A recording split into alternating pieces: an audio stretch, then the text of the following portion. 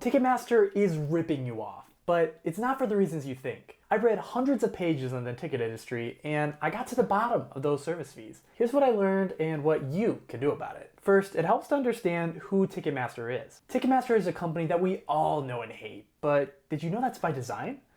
Ticketmaster takes the PR hit for the fees, and that's part of their appeal to industry insiders. Look behind the fees, and you'll see a murky supply chain. Behind closed doors, Ticketmaster has been up to no good. In 2018, Ticketmaster got exposed for working with scalpers. They were selling a software called Trade Desk, and Trade Desk lets scalpers fluctuate prices extremely easily.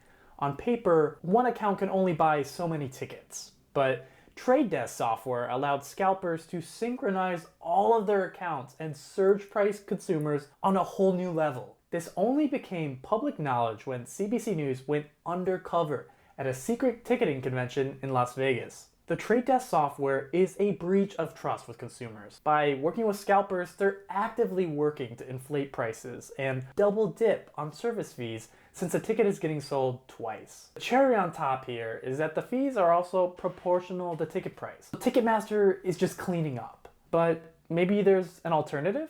Maybe you can shop around. Forget about it. Ticketmaster dominates the ticket industry. They own 80 of the top 100 venues in the US. In the top 10, they have control of 9. 9 times? 9 times. To get this market share, they completed an earth-shattering merger in 2010. Ticketmaster, the #1 ticketing provider, merged with Live Nation, the world's #1 concert promoter. This created the most dominant ticketing company known to man. If you're an artist, you're forced to drag your fans through the hell that is the Ticketmaster buying experience. Wait a sec, you might say. How are they able to do this legally? Well, they didn't. Since 2010, they've settled various lawsuits to the tune of $500 million. And in 2017, the DOJ caught them intimidating and threatening their #2 competitor's clients. This is a textbook monopoly. Do you know the phrase, you can't have your cake and eat it too? Well, I'm here to confirm that. And in this case, the cake is how easily you can sell your tickets when you have an event conflict. Let me explain. Think of airlines. When you can't make a flight, are you able to transfer your ticket? Maybe even for a profit? Hell no. Airlines know you're opening a Pandora's box here. Easy transferability creates a secondary market where people price their goods at the highest rate they can. As a consumer, that can sting. But wait just a second here. If Ticketmaster knows their tickets are being resold for a profit, why don't they just raise prices? Wouldn't scalpers be priced out? Now, we're getting to the good stuff. This all circles back to PR. As the primary seller of tickets, Ticketmaster represents the artists. And artists are PR addicts. They aren't mega corporations, they're people. And people are extremely sensitive to bad PR. Bad PR from, say, charging scalper level ticket prices. Bottom line, tickets are actually underpriced, which I know sounds completely insane. If you follow the artist's PR obsession, it gets even more interesting. Enter ticket holdbacks. Let's talk about sold out shows. They're an illusion. A show can sell out over and over again on paper. Artists love this because it gives them way more hype. Venues hold back tickets for industry players so that consumers feel a false sense of urgency. If you've ever bought the last item in stock on Amazon, you know what I'm talking about. And this is not just about hyping a show up. By staggering its ticket sales through holdbacks, Ticketmaster gets more data to find the right price, aka how much money can they take out of your pocket. If you ask an economist how to find the right price, odds are they'll say an auction. Has Ticketmaster ever given this a shot? Yup. According to a Ticketmaster exec, they tried this in the early 2000s, but, quote, it had no instant gratification, it just couldn't hold consumer attention. Finding the right price as a business is complicated. But how can you find the right price for you? How can you fight Ticketmaster, the bots, scalpers, the whole system? In my view, there are 2 options. Option 1, you need to play the game and remember the cardinal rules. Let's go through a couple. Be willing to walk away. To get a good deal, you have to be willing to walk away. Before tickets go on sale, tell yourself the maximum that you're willing to spend, full stop. Ticketmaster will try to manipulate you through drip pricing, which is when fees are only added at checkout. By then, the tickets feel like almost yours. It can be painful to let them go. Studies show consumers spend almost 20% more with this model. Airlines used to do the same thing, until the feds made it illegal. Use your filters to show tickets with fees included for smarter shopping. It's time for another cardinal rule. Be willing to wait. There's no such thing as a sold-out show. Don't let yourself be manipulated by Ticketmaster.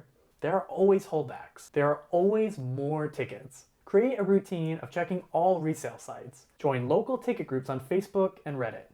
And try the box office as a last resort. You'll be spared those online ticket fees. And finally, For the most important cardinal rule, be willing to plan.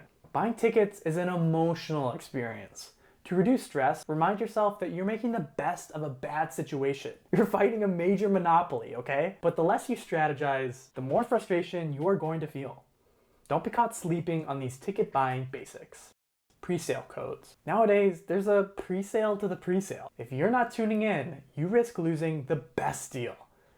Many concert pros recommend following your artists or venues on social media to watch for presale drops. You can also join venue email lists to cast a wider net. Know what seating sections will work for you. It's likely that your preferred seating area will be bought up by scalpers. But you knew this would happen. You have a backup and a backup. Look up the seating chart on Google Images and identify at least 5 sections that you like. When you're fighting bots and scalpers, every second counts. Okay, you've mastered the basics. It's time for a pro gamer move. Buying with a credit card. Credit cards are like really sharp knives. Yeah, they're dangerous. No! But knives are useful. Knives have handles. Pay your credit card off every month and Ticketmaster will think twice about ripping you off. Why's that? Well, what trumps a mega corporation? How about another mega corporation? It's time to talk about chargebacks. When you use a credit card, there's a built-in system to call bullshit on any given transaction. You can thank the Fair Credit Act for that. And credit card companies treat this as the baseline. They actually give you way more protection than they need to. Remember, you're their customer. They want you to stay happy. Here's the skinny. Chargebacks are really hard to beat. If you don't get your goods and services as described, your credit card issuer can quite literally snatch your money back from the merchant. But with great power comes great responsibility. Here's what you gotta do. Email the company that sold you your good or service. Email even if they say they don't give refunds. Remember, you're a pro gamer. Tell them exactly why you feel the good or service has changed. Maybe the concert was postponed. Maybe the concert switched venues. If anything changed from the moment you purchased your ticket, you've got a case. Oh, and mention you're considering a chargeback if you don't get that refund. Send that shit, wait 1 week. Next, it's time to talk to your bank and initiate a chargeback. Tell them you've reached out to the company and likely haven't gotten a response. Repeat what you stated in your email. It's also important to confirm 2 major details with your bank about the disputed transaction. A, they won't charge you interest on it, and B, that you don't need to make payments on it during the chargeback investigation. If you think it's too late for a chargeback, it's not. It's usually up to 120 days from the original transaction date or promised delivery date of the good or service. Don't have a credit card? Well, you can do debit card chargebacks too. They're less powerful, but I found merely mentioning the C word triggers a lot of trauma for merchants. They will take the easy way out, and the easy way is to give you a refund. But hold on. What if you don't want to play the game? Does this all sound too stressful? It's time to discuss our second option. Create a new game. Remember drip pricing? In New York, that's illegal. Residents are now shown the full price by default. New York is on the cutting edge of ticket law due to being the home of show business. Their ticket regulations expire every few years by design, helping them stay current on the latest tactics by bad actors. As of June, New York made it illegal to have a delivery fee for online tickets and increased fines for users of bot software. To get a sense of the big picture, I read the New York Attorney General's 113-page report on the ticket industry, which led to all those latest updates. The report specified that, quote, outside of federal legislation from 2016, virtually all matters related to live ticketing events are controlled by state and local jurisdictions. That legislation from 2016 is known as the Better Online Ticket Sales Act, or BOTS. Only 3 people have been prosecuted for breaking it. 3 people. If you've made it this far, you know that millions are being ripped off by Ticketmaster. If you think more than 3 people are skirting the rules and want better enforcement of the law, contact your local representative and ask for the below. Price tracking tools. Prices including fees by default. Original face value shown to buyer. Transparency about reseller activity and seller profiles.